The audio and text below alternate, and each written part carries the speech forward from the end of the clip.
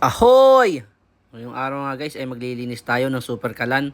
Medyo pinaghahandaan ko na kasi yung camping namin, nalalapit na eh. So linisin natin ito ng mabilis at testingin. Tapos pagkabit natin ito, dapat ito ay nakasara. Nakapantay para hindi ma-lost thread. Yun. Kailangan natin ng sponge na may sabon, tapos lalagay natin dito sa mga paligid para makita natin kung may bumababol. Chinek ko na nga at wala naman leak. Testing na natin.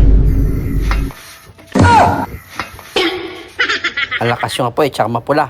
Palitin na siguro yung nipple niya, kaya order mo na ako, tapos update ko uli kayo. Yung pinost ko kahapon, yung sumiklab ng malakas. Kasi may problema dito. So, papalitan ko siya ng nipple, gasket, at asbestos.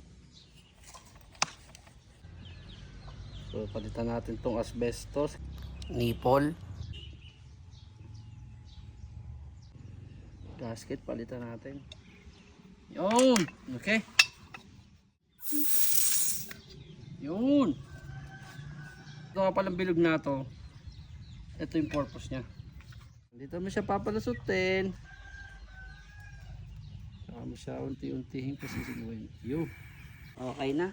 Ready na ako sa camping!